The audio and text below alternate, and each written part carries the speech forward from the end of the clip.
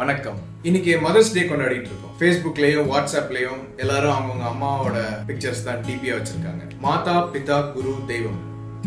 தெய்வத்துக்கும் குருவுக்கும் தந்தைக்கும் முன்னாடி வணங்க வேண்டியது தாய் என்று இந்த உலகத்துக்கு கற்றுக் கொடுத்தவர் நாம்.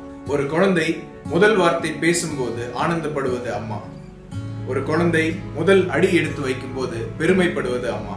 விளையாடும் போது ஒரு சின்ன காயம் பட்டாலும் துடித்து போவது அம்மா. ஸ்கூல்ல இருந்து வர்றதுக்கு ஒரு 5 நிமிஷம் தாமதமானாலும் கவலைப்படுவது அம்மா. நாம் அதிகாலை எழுந்தால் நமக்கு முன் எழுவது அம்மா. வேலைக்கு சென்ற பிள்ளை திரும்பும் வரை ஆவலுடன் காத்திருப்பது அம்மா.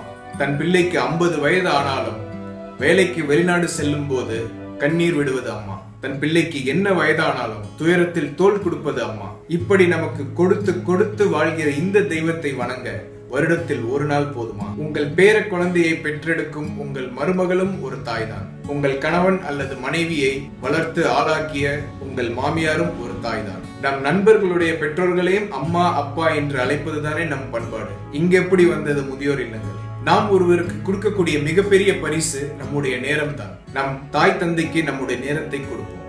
நம்மில் பல பேர் வாழ்க்கையை ஒரு பந்தயமாக ஓடிக்கொண்டிருக்கிறோம்.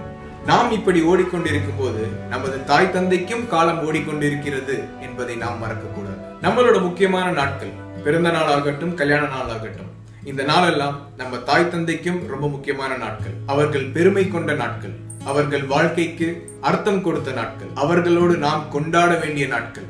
தாய் என்கிற தெய்வத்தை போற்ற வேண்டியது மே மாதம் 2வது ஞாயிற்றுக்கிழமை மட்டுமல்ல, நம் வாழ்வின் ஒவ்வொரு நாளும். இப்படிக்கு உங்கள் நண்பன் ஆனந்த்.